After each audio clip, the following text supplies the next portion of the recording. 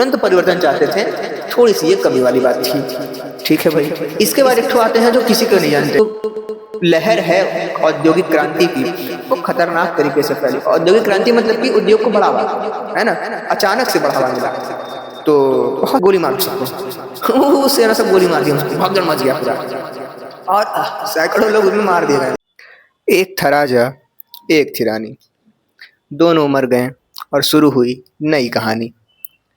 तो भैया फ्रांसीसी क्रांति में हम लोगों ने देखा था कि 14 जुलाई सन 1789 को जो फ्रांस के लोग हैं वो अब और नहीं सह पा रहे थे, अब और वो कर नहीं दे पा रहे थे, और अंततः हम लोग देखते हैं कि बास्तिल के किले पर वो लोग जाते हैं, आक्रमण करते हैं, विरोध करते हैं, जो भी करते हैं, आग लगाते हैं।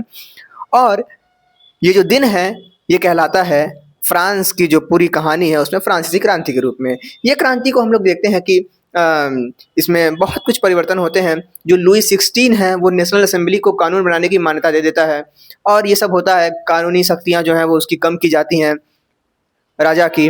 और उसके बाद जैकोबिन क्लब आता है मैक्सिमिलियन रॉबेस्पियर का, और सन 1793 से 1794 तक वो राज करता है।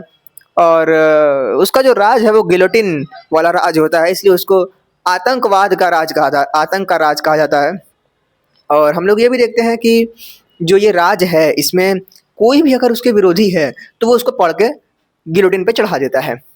अब जो समाज है वो समाज देख रहा है इन सब चीज़ों को होते हुए, वो समाज देख रहा है कि किस प्रकार से गिलोटिन पर लोगों के गर्दन काटी जा रही है, वो समाज देख रहा है कि किस प्रकार से जो पादरी वर्ग है उसको, उसकी जो शक्तियाँ हैं उसको सीमित किया जा रहा है, वो देख रहा है किस प्रकार से समाज में परिवर्तन हो रहे हैं। तो जब वो चीज़ें देख रहा है इन चीज़ों को, तो इस बीच हम लोग देखते हैं कि कुछ लोग ऐसे भी हैं जो इन चीज़ों को नहीं देख रहे हैं, कुछ लोग ऐसे भी हैं जो कि आसपास के क्षेत्रों में घूम रहे हैं, यात्राएं कर रहे हैं, ज्ञान अर्जित कर रहे हैं। तो इस प्रकार हम लोग देख रहे हैं कि हर विचार अलग अलग है, और विचार क्योंकि अलग अलग हैं इसलिए लोगों का जो नज़रिया है वो भी अलग अलग है। तो भैया फ्रांस में, या फिर यूँ कहें कि पूरे यूरोप की बात करें, तो हम लोग देखते हैं कि 3 प्रकार के मुख्य विचार निकल कर आते हैं: उदारवाद, रूढ़िवाद और कट्टरपंथी विचारधारा। ये 3 विचारधाराओं के बारे में हम लोग पढ़ने वाले हैं आज की वीडियो में, और हम लोग ये देखेंगे किस प्रकार से एक नया विचारधारा आता है जो कि समाज में सबका साथ, सबका विकास को लेकर काम करता है। उसको हम लोग कहते हैं समाजवादी विचारधारा। समाजवादी विचारधारा को हम लोग देखने वाले हैं। हम लोग देखने वाले हैं रूस की क्रांति को, हम लोग देखने वाले हैं खूनी रविवार को, हम लोग देखने वाले हैं चलो देखते हैं तो भैया फ्रांस की क्रांति के बाद हम लोग देखते हैं परिवर्तन होता है। परिवर्तन होता है क्रांति के बाद, सामाजिक शक्ति व अधिकारों पर आधारित समाज की मांग होने लगती है। ये तो हमने देख लिया है पहले भी कि भाई क्रांति हुई ही इसलिए है कि ताकि भाई जनता के लिए तो कुछ हो, सब कुछ सरकार, सब कुछ राजा के लिए थोड़ी होगा, जनता के लिए भी तो कुछ हो। तो जनता के लिए तो पूरी क्रांति हुई थी, जनता अपने अधिकार की और स्वतंत्रता की और सामाजिक शक्ति की मांग तो करेगा ही। हम लोग देखते हैं कि क्रांति के बाद यूरोप में फैली एक परिवर्तन की क्रांति, जिसको हम लोग ने कहा परिवर्तन का युग, इसका शुरुआत होता है क्रांति के बाद। जो क्रांति की खबर है वो पूरे यूरोप में फैलने लगी, आसपास के क्षेत्रों में। तो अब जब फ्रांस से पूरे यूरोप में फैलने लगी, फ्रांस क्या है भाई, फ्रांस एक इतना बड़ा सा है, यूरोप क्या है, इसके ऊपर ये पूरा ये यूरोप है ना। इधर पुर्तगाल वगैरह है, स्पेन है, ऐसे करके पुर्तगाल स्पेन, तो ये फ्रांस है, इधर जर्मनी है, इधर ऑस्ट्रिया था, स्विट्जरलैंड, इटली था यहाँ पर। तो इस तरीके से काम चल रहा था। तो ये जो खबर यहाँ पर हुई क्रांति वगैरह की, ये पूरे जगह फैली, है ना। तो हमने देखा कुछ चीज़ों को, वो चीज़ें क्या क्या थी। 3 धाराएं निकल कर आई, अचानक से निकल के नहीं आई, हमने मतलब हम देख रहे हैं और बता रहे हैं कि भाई ऐसा ऐसा हुआ रहा, ठीक है, ऐसा ऐसा हुआ रहा। तो ऐसा ऐसा कैसा हुआ रहा, तो भैया 3 धाराएं विकसित हुई। एक धारा थी हमारे पास पूछा उदारवादी विचारधारा, उदारवादी विचारधारा। उदारवादी विचारधारा क्या थी, ये जो लोग थे ना, ये लोग चाहते थे कि जो है पैसा वैसा अगर सही हाथ में रहेगा तो सही से यूज होगा, जो है ना। अगर पैसा सही हाथ में रहेगा तो सही से यूज होगा। अगर पैसा जो है गरीब लोग के पास चला जाएगा, अमीर लोग के पास भी उतने पैसा, गरीब लोग के पास उतने पैसा, तो दिक्कत हो जाएगा। तो ये सब इसके मतलब सपोर्ट में थे, पैसे वाले लोगों के सपोर्ट में थे, और ये खुद भी पैसे वाले लोग थे भी। तो उदारवादी लोग कौन थे भाई? ये ऐसा राष्ट्र चाहते थे जहां पर सभी धर्मों को समान अधिकार मिले। सबसे जरूरी चीज तो इनकी यही थी कि जो है सबको समान अधिकार मिले। समान अधिकार उदारवाद की एक मेन चीज था, समान अधिकार। समान अधिकार को हम लोग कैसे देख सकते हैं? इसका नाम ही अंग्रेजी में है लिबरलिज्म। लीबर शब्द से बना हुआ है, लैटिन शब्द है, लैटिन नहीं लैटिन शब्द है, लैटिन शब्द है। इसका नाम मतलब होता है मुक्त, मुक्त मानव, मुक्त, मुक्त मानव, है ना। मुक्त यानी कि आजादी। आजादी मतलब कि अरे भाई आजाद तभी तो होंगे जब स्वतंत्र होंगे, और स्वतंत्र तभी होंगे जब हम समान समान होंगे एक दूसरे से। तो समानता के बारे में ये कहता है। और हम लोग देखते हैं कि कहानी और आगे बढ़ती है। संपत्ति अधिकार मैंने बता दिया, ठीक है। धार्मिक समता की बात करते हैं, वंशानुगत सत्ता विरोधी हैं, और स्वतंत्रता की बात करते हैं, इन सब की बात करते हैं। मेन जो बात है वो है वंशानुगत सत्ता विरोधी भी हैं ये लोग। बाकी चीजें तो समझ में आ ही रहेंगी। समान अधिकार मतलब स्वतंत्रता का अधिकार, मतलब कि यहाँ पर सबसे गंदी चीज इनकी ये थी कि ये संपत्ति आधारित मताधिकार की मांग कर रहे थे। अगर ये ना होता ना तो ये बहुत अच्छा था। संपत्ति आधारित मताधिकार मतलब कि जिसके पास पैसा है बस वही मताधिकार करेगा। और ये लोग ये भी बात कहते हैं कि भैया शक्ति जो है वो निजी संपत्ति होनी चाहिए सबकी, है ना। एक शक्ति का, धन का एक केंद्रीकरण होना चाहिए, ये भी ये कहते हैं ये लोग। तो इसके कारण हम लोग देखते हैं कि उदारवादी विचारधारा में एक खोट निकल आया। ये संपत्ति वालों के थे, है ना, तलवे चाटने वाले थे आदमी में से थे ये। खैर ज्यादा नहीं बातें हैं, आगे आते हैं। एक तो ये विचारधारा हमने देखी, एक और विचारधारा देखते हैं। वो विचारधारा थी आमूल परिवर्तनवादी, आमूल परिवर्तनवादी। इसको हम लोग कट्टरपंथी कहते हैं। इसको हम लोग कट्टर, राइटिंग थोड़ा गंदा बनाया, थोड़ा समझ लेना, ठीक है। कट्टरपंथी कहते हैं, अंग्रेजी में इसको हम लोग रेडिकल बोलते हैं, रेडिकल बोलते हैं। लाइट चला गया, थोड़ा देख लेना भाई, मतलब अगर नहीं दिख रहा हो तो अपना ब्राइटनेस तेज कर लो भाई। खैर, रेडिकल शब्द का मतलब होता है जड़। ये चाहते थे चीजों को जड़ से खत्म कर दें। कोई कमी है, जड़ से खत्म करो। क्या राजा जो है कि बहुत ज्यादा उछल रहा है, उसको जड़ से खत्म कर दो। ये ऐसे लोग थे। जैसे हम लोग के समय युवा नहीं होते हैं आज के जमाने में कि मोदी जी अगर मान लो कोई कुछ धर्म वरम पे बात नहीं करे उसको हटा दो, हटा दो। या फिर कोई बाबा लोग हैं, वो लोग अगर किसी, जैसे अभी सेंटा क्लॉज वाला सिस्टम हुआ था, कट्टरपंथी कि सेंटा क्लॉज वाला सब बन के जो है जा रहे थे, उन लोग को यार, उन लोग के खिलाफ जो है सब विद्रोह फिद्रोह कर दिए, सब पूरा क्रिसमस ट्री सब उड़ा दिए थे सब। तो वो लोग कट्टरपंथी मतलब कि तुरंत परिवर्तन चाहते हैं, है ना। ऐसे लोग जो समाज में जड़ से बदलाव चाहते हैं, ये सुधार के बजाय सरकार को पूरी तरह बदलना चाहते हैं। ऐसी सरकार चाहते हैं जो आबादी के बहुमत पर आधारित हो। और ये लोग संपत्ति मताधिकार जो है, विशेषाधिकार जो है, उसके विरोधी हैं, है ना। तो कट्टरपंथी और उदारवादी में हम लोग ने एक विशेषता देखी और विपरीतता देखी। वो विपरीतता जो है वो ये है कि ये लोग क्या थे, लिबरलिज्म जो है, उदारवादी जो है, वो संपत्ति आधारित मताधिकार या संपत्ति आधारित विशेषाधिकार के समर्थक हैं, और ये विरोधी हैं, है ना। तो इनका बात में क्या है, इनका बात में कमी है ससुर क्रांति जो है कि ये लोग सुधार सीधे करना चाहते हैं, एकदम तुरंत, at the edge, at the point, एकदम पूरा काम हो जाना चाहिए। तो ये लोग जो है कि संपत्ति आधारित विशेषाधिकार के विरोधी थे, ये अच्छी बात थी, परंतु ये तुरंत परिवर्तन चाहते थे, थोड़ी सी ये कमी वाली बात थी, ठीक है भाई। इसके बाद एक ठो आते हैं जो किसी को नहीं जानते, वो है रूढ़िवादी। रूढ़िवादी मैंने बोला ना, कुछ लोग देख रहे हैं जो कि पादरी सिस्टम खत्म हो रहा है, इसको देख रहे हैं। तो रूढ़िवादी विचारधारा भी हम लोग देखने वाले हैं भाई। तरीकी विचारधारा, रूढ़िवादी विचारधारा को हम लोग देखने वाले हैं भाई, है ना। रूढ़िवादी विचारधारा को कहते हैं हम लोग कंजर्वेटिव,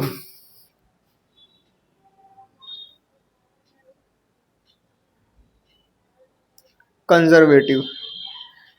तो कंजर्वेटिव मतलब संरक्षित करना, है तो पता ही हम लोगों को अंग्रेजी मतलब।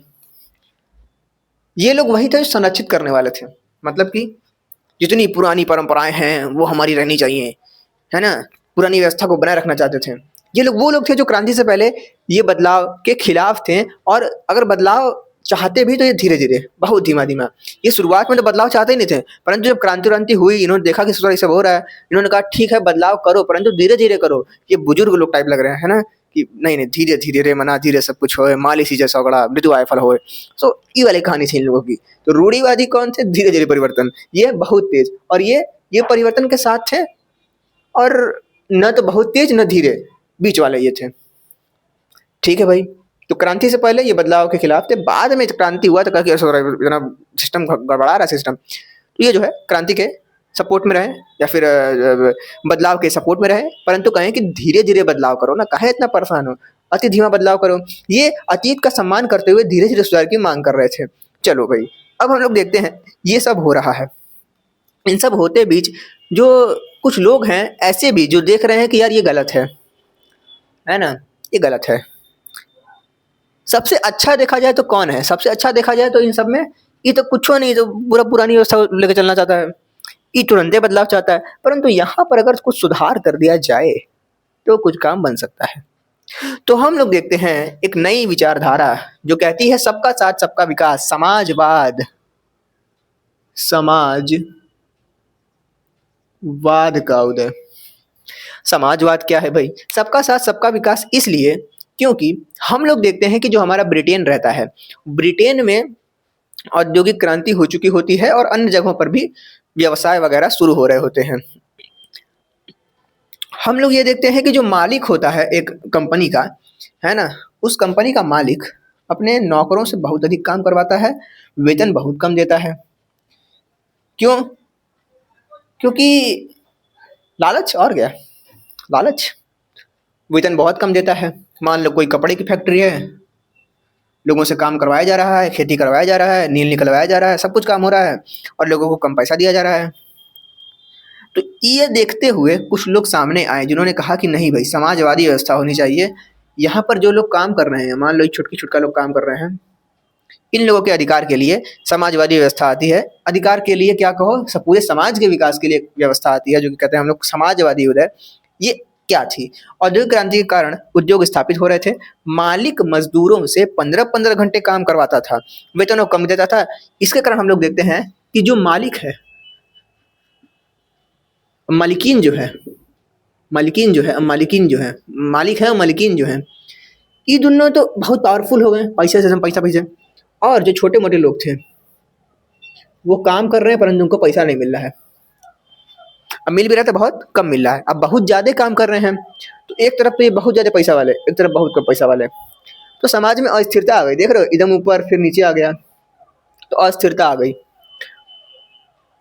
समाज में अस्थिरता न आए उसके लिए हम लोग देखते हैं कि ये विचारधारा काम करती है, और ये कहती है कि उदारवादी तो निजी संपत्ति को बढ़ावा देते थे, परंतु ये विचारधारा आई तो सबका साथ सबका विकास की बात की, अर्थात ये संसाधनों के विकेंद्रीकरण की बात की। संसाधन मतलब, अरे पैसे कोई संसाधन मांग लो, पैसा भी क्या है, संसाधन ही तो है, मुद्रा संसाधन है। तो संसाधन का विकेंद्रीकरण की बात की, मतलब कि अभी पैसा कहाँ पर है, एकदम केंद्र में है, पूरा पैसा कहाँ पर है, यहाँ पर है। वी मतलब हट जाए, केंद्रीकरण खत्म हो जाए, तो ये हट जाए, मतलब कि समाजवादी कहते थे कि ये हट जाए और ये बराबर में हो जाए सब। मतलब कि मजदूरों, अगर मजदूर काम कर रहा है तो उसको सही से वेतन दो ना, सही से वेतन दो। अब मालिक भी कमाए, क्या दिक्कत है, परंतु पूरा मुनाफा मालिक ही ले ले, लोगों को कम पैसा दिया जाए, तो फिर तो अस्थिरता आ जाएगी, बहुत दिक्कत होगा, फिर विद्रोह वगैरह होगा, है ना, लोगों का शोषण होगा। तो जो समाजवाद की विचारधारा है उसको लाने के लिए कुछ लोगों ने काम किया। मैंने अभी क्या बताया, मैंने बताया कि ई जो एक ऊपर लेवल है, एक लेवल ऊपर, इतना लंबा ऊपर लेवल है, और इतना नीचे लेवल है, इन दोनों को बीच में ला दो, यहाँ पर ला दो, तो काम बन जाएगा। रॉबर्ट ओवेन आए, उन्होंने कहा कि चलो भाई ठीक है, मान लो कि कुछ ऐसा सिस्टम है, 1 2 3 4 5 6, 1 2 3 4 5 6 7 8, चलो भाई 8 लोग हैं यहाँ पे। देखा जाए सबसे कम इसके पास है, सबसे ज़्यादा इसके पास है। इस मतलब देख रहे हो ना कि किस प्रकार से जमीन है, इसका बंटवारा हुआ है ना। समाजवादी आके कह रहे हैं कि नहीं भाई, ये जो समाजवादी रॉबर्ट ओवेन है, ये सहकारी समिति की मांग करते हैं। ये कहते हैं कि चलो भाई ठीक है, सरकार जो है वो क्या करे कि ये जो 8 पार्ट है इसको समान भाग में बांट दे, 1 2 3। कितना बढ़िया रहेगा, सबको समान समान मिला है, सब कोई अपना काम करे, क्या दिक्कत है भाई। परंतु यहाँ पर हम लोग क्या देख रहे हैं कि किसी को कम मिला है, किसी को बहुत ज़्यादा मिल गया है, किसी को बीच बीच का मिला हुआ है। तो ये हुआ, सहकारी समिति इसकी मांग करती है। ठीक है, सहकारी समिति इसकी मांग करती है कि भैया सबको समान भूमि दो, इस तरह से मत करो। हालांकि हम लोग तो ऐसा करेंगे तो बड़ा दिक्कत हो जाएगा कि जो है सबको समान भूमि दे दो, बहुत जनसंख्या है हम लोगों की। तो इन्होंने सामुदायिक संपत्ति की बात की।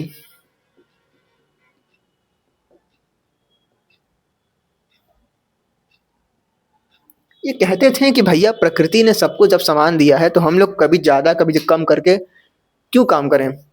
प्रकृति ने सबको समान दिया है, समान मतलब कि बराबरी दी है सबको, हम लोग ने आगे पीछे कर लिया। तो ये इसके समिति, इसके जो है कि समर्थक थे। कार्ल मार्क्स भी आते हैं, ये भी एक दार्शनिक थे। इनका तो बड़ा फेमस दार्शनिक है, मैंने छोटे से में लिखा है क्योंकि बड़ा लिखने जाता तो पूरा भर जाता पेज। तो कार्ल मार्क्स भी एक है दार्शनिक जिन्होंने समाजवाद के पीछे बहुत सारी कहानियां लिखी हैं। कहानियां नहीं लिखी हैं, मतलब कि इसके बारे में बताया है। इसके बाद हम लोग देखते हैं लुई ब्लॉक, जो कि सहकारिता को राज्य समर्थित है ये कहते हैं, मतलब कि राज्यों का समर्थन मिलना चाहिए ऐसा कहते हैं। सहकारिता मतलब कि बराबर बराबर बांट दिया जाए। और कौन बांटे? राज्य बांटे। राज्य मतलब कि फ्रांस बांटे, फ्रांस मतलब कि फ्रांस का राजा बांटे। ठीक है, तो इस तरीके से काम हो। ये जो है कुछ दार्शनिक, कुछ समाज सुधारक यहाँ पर आ रहे हैं और कह रहे हैं कि समाजवाद इस तरह से फैलना चाहिए। अब ये विचारधारा फैले जा रही है, फैले जा रही है, फैले जा रही है, फैले जा रही है, फैले जा रही है।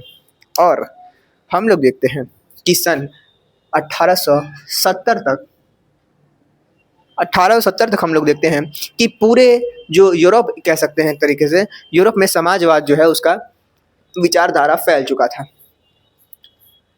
समाजवाद का विचारधारा फैल चुका था, इसका मतलब यही हुआ कि अब लोग चाह रहे हैं कि भाई हमको समानता का अधिकार मिले। क्या हो? सबका साथ हो और सबका विकास हो, है ना। जो संसाधन है वो सबको मिले, किसी एक के पास अधिकार न हो, ऐसा था सिस्टम। और अंततः हम लोग देखते हैं कि सन 1871 में एक विद्रोह होता है समाजवाद के लिए, प्रथम प्रयास के रूप में। हालांकि पेरिस की नगर परिषद पर कब्जे का प्रयास किया गया, हालांकि सेना जो है इसको कुचल देती है, गोली बरसाने लगती है और सब जो है खुद जाते हैं अपने घर में। तो समाजवादी की एक कहानी को हम लोगों ने देखा, समाजवादिता को फैलाने की एक कहानी को देखा, जहाँ पर कि लोग विद्रोह किए 1871 में, जिसको हमने पेरिस कम्यून कहा। पेरिस नगर की जो नगर परिषद है उस पर कब्जे का प्रयास किया गया। कब्जे के प्रयास असफल रहा। असफल प्रयास फिर भी एक छाप छोड़ गया इतिहास पर, फ्रांस के इतिहास में एक छाप छोड़ गया। अब कहानी का जो पन्ना है वो पलटो पलटो पलटो पलटो पलटो, बहुत दिनों बाद हम लोग देखते हैं, सन 1871 की कहानी है ना, अब बहुत दिनों बाद एक कहानी हम लोग देखने वाले हैं रूस में। रूस मतलब कि ये रहा यूरोप, इसके बगलिए में इतना बड़ा रूस है ना। तो ये पूरा रूस है, और रूस का इतना एरिया जो है वो कम कह सकते हैं कि यूरोप में आता है। तो मैं जब यूरोप में रूस बोलूँगा तो हम बात कर रहे हैं इस वाले यूरोप की, ठीक है, इस वाले यूरोप की। बाकी मैं रूस बोलूँगा तो सारे यूरोप की बात हो रही है, परंतु मुख्य तौर पर हम कहेंगे कि चलो इसी बीच की बात हो रही है जो कि यूरोप के पास में है। तो कुछ कहानी ऐसी थी, सन 1894 की कहानी। जार निकोलस द्वितीय बनता है राजा।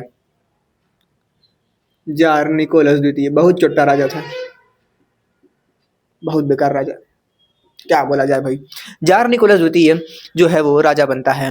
हम लोग देख ही रहे हैं कि भैया उद्योग धंधे स्थापित हो रहे हैं, है ना। उद्योग धंधे स्थापित हो रहे हैं यहाँ पे, कहाँ पर? रूस वगैरह में। और हम लोग ये भी देखते हैं कि 85% लोग जो है यहाँ पर किसानी का काम करते हैं। क्या काम करते हैं? किसानी का काम करते हैं। मैंने बोला कि उद्योग धंधे स्थापित हो रहे हैं। उद्योग धंधे कहाँ स्थापित हो रहे थे? ब्रिटेन में स्थापित हो रहे थे। परंतु वो जो लहर है औद्योगिक क्रांति की, वो खतरनाक तरीके से फैली। औद्योगिक क्रांति मतलब कि उद्योग को बढ़ावा, है ना, अचानक से बढ़ावा मिला, तो बहुत सारी जगहों पर फैली। रूस में भी औद्योगिक क्रांति जो वो फैल रही थी। मेन जो केंद्र हैं, मुख्य मुख्य शहर हैं, एक तो हमारे पास रूस का मेन शहर है मास्को। मास्को मेन शहर है, वहाँ पर औद्योगिक केंद्र, वहाँ पर एक औद्योगिक केंद्र था। और सेंट पीटर्सबर्ग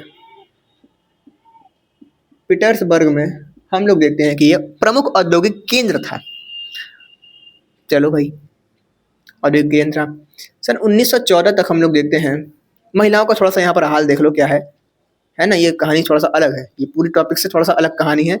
वो ये है कि सन 1914 तक फैक्ट्री में महिलाओं की भागीदारी केवल 31% थी और इन लोगों को कम वेतन दिया जाता था। पुरुषों की अपेक्षाकृत इन लोगों को कम वेतन दिया जाता था। ये एक कहानी है। अंततः हम लोग देखते हैं कि यहाँ पर भी वही शोषणकाली नीतियां अपनाई जाती हैं, जो है औद्योगिक जो मालिक हैं, उद्योगों के जो मालिक हैं, वो मालिक लोग बहुत सही से व्यवहार नहीं करते हैं अपने नौकरों के साथ, अपने मजदूरों के साथ। और हम लोग देखते हैं कि शोषण होता है, और शोषण ने जन्म दिया एक नए पार्टी का। सन 1898 एक नई पार्टी का गठन किया गया। सन 1898 में Russian social democratic worker, Russian social, social ऐसे लिखाएगा, सोशल ऐसे, Russian social democratic worker party,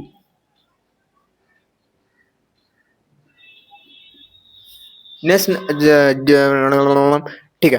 तो Russian social democratic worker party का गठन होता है। गठन के बाद हम लोग देखते हैं कि बढ़िया सब कुछ चल रहा होता है।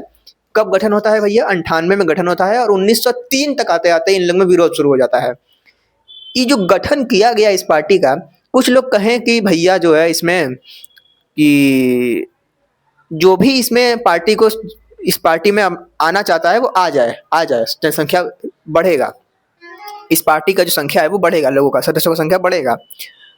परंतु इसी पार्टी में कुछ लोग ऐसे भी थे जो कह रहे थे कि नहीं, कोई जरूरत नहीं उन लोग को बुलाने का, वो सब चूतिया सब है, गधों को काहे बुलाओगे, उनको बुलाओ जो मजबूत हैं, अनुशासित हैं, क्रांतिकारी हैं। तो बड़ा दिक्कत हो गया। एक तरफ एक ये लोग सब कह रहे हैं कि नहीं, पार्टी में क्रांतिकारी लोग आएंगे, पार्टी में अनुशासित लोग आएंगे, अंडू बांडू नहीं आएंगे। और उधर वो सब कह रहे हैं अरे अंडू बांडू आने तो दो, कोई तो कम से कम आए। तो इस तरह से हम लोग देखते हैं कि दो प्रकार की विचारधारा इसमें घुस गई, इन लोगों ने लड़ाई कर ली आपस में।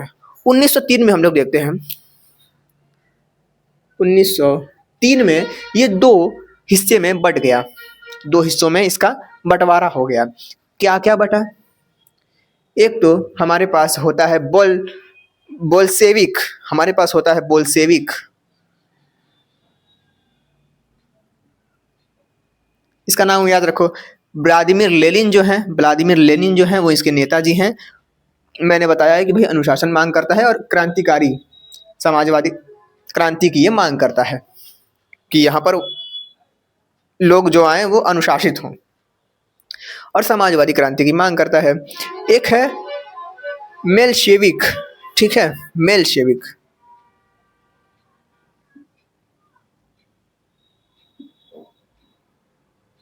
एक है मेलशेविक, बोल्शेविक, मेलशेविक। तो जूलियस मार्तोव इसके नेता होते हैं, और ये लचीला होता है, मतलब कोई को भी घुसा लो और धीरे धीरे सुधार की मांग करता है।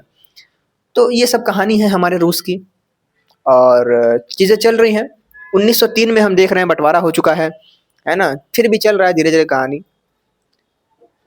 अब ये जो कहानी है एक मोड़ लेता है 1903 के 2 साल बाद, 1905 में, 1905 में एक पुनः विद्रोह होता है पादरी गैपान के नेतृत्व में। पादरी गैपान के नेतृत्व में, पादरी पादरी पादरी नहीं, पादरी गैपान के नेतृत्व में, कि सैकड़ों मजदूर होते हैं और हजारों मजदूर होते हैं, सैकड़ों नहीं हजारों होते हैं। वो अपनी समस्या का प्रार्थना पत्र लेकर राजा साहब के पास जाते हैं। राजा साहब मतलब कि जार निकोलस द्वितीय। और मैंने बोला है कि भैया ये छोटा राजा है ना, गधा है एकदम पूरा। ये सब हजारों लोग जब सामने प्रार्थना पत्र लेकर आ रहे हैं, जिसका जो नेतृत्व है वो पादरी गैपान कर रहा है, राजा देखा बहरे से, कहा कि अरे बाप रे बाप, इतने लोग आ रहे हैं, ये गधा हुआ सब सेना को करिए गोली मार दो सबको। उससे ना सब गोली मार दिया उसको, भगदड़ मच गया पूरा। और सैकड़ों लोग उसमें मार दिए गए। मतलब सैकड़ों लोग, इस जो पूरी कहानी है इसमें सैकड़ों लोग मार दिए गए। लो भैया, एक नई कहानी जन्म हो गई। सैकड़ों लोग मारे गए। रविवार का दिन था। इस दिन को हमने कहा खूनी रविवार। क्या हुआ भाई, राजा डर गया, गोलियां चलवा दी, सैकड़ों लोग मारे गए, खूनी रविवार कहलाया। अब इतने सारे लोग मारे गए तो हमने देखा कि जो राजा है वो फिर डर गया कि इतने सारे लोग मारे गए, सब कुछ तो करेंगे। हम देखते हैं कि लोग हड़ताल करने लगे हैं, कहे कि हम काम नहीं करेंगे, बाढ़ में जाओ। हड़ताल को देखते हुए राजा कहा कि ठीक है, कुछ करना पड़ेगा। तो राजा ने इन लोग को एक लॉलीपॉप दे दिया। लॉलीपॉप मतलब कि लॉलीपॉप मतलब कि एक चस्का, है ना, कि ठीक है भाई, तुम लोग हड़ताल मत करो, मैं बताता हूँ क्या करना है। मैं तुम लोगों के लिए एक कानून लाता हूँ, विधायिका का कानून। क्या होता है भाई, हड़ताल शुरू होने लगी। राजा ने लॉलीपॉप देने के लिए जनता को कहा कि विधायिका या संसद हम इसको कह सकते हैं, है ना, संसद बनाने की घोषणा की, जिसको इसने ड्यूमा कहा। ड्यूमा, संसद बनाने की मांग की, जिसको इसने ड्यूमा कहा। और ये कहानी इसी के साथ हम खत्म कर देते हैं। हमने आज क्या देखा, हमने 3 प्रकार की विचारधाराओं को देखा, रूढ़िवादी, कट्टरपंथी और उदारवादी। उदारवादी में थोड़ा सुधार कर जाता तो काम बन जाता। तो हम लोग देखते हैं कि उदारवादी के विरुद्ध में खड़े हो जाते हैं समाजवादी, और समाजवादी के अंतर्गत हम लोग कार्ल मार्क्स, रॉबर्ट ओवेन और लुई ब्लॉक जैसे जो हमारे समाज सुधारक हैं उनको देखते हैं। ये लोग समाज में अपना विचार रखते हैं, लोगों पर प्रभाव पड़ता है, और सन 1870 तक समाजवाद का जो विस्तार है वो हो चुका होता है। 1871 में हम लोग देखते हैं कि 1871 में हम लोग देखते हैं कि जो पेरिस कम्यून है, कम्यून का अर्थ एक तरीके से समूह ले लो, है ना, मैंने एआई से पूछा तो उसने कहा कि कम्यून का बहुत सारे अर्थ हैं। आप लोग ये समझिए कि कम्यून मतलब कुछ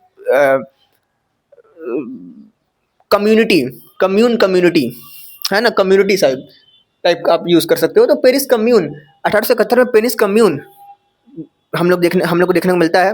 विद्रोह होता है, विद्रोह कुचला जाता है, और फिर हम लोग देखते हैं कुछ साल बाद की कहानी, सन 1894 में जार निकोलस द्वितीय शासन में आता है। फिर उसके बाद हम लोग देखते हैं कि सन 1898 में Russian social democratic worker party गठन होता है। 1903 में 2 भागों में टूट जाती है, बोल्शेविक और मेलशेविक, है ना, बोल्शेविक और मेलशेविक में टूट जाती है। और हम लोग का क्या होता है भाई,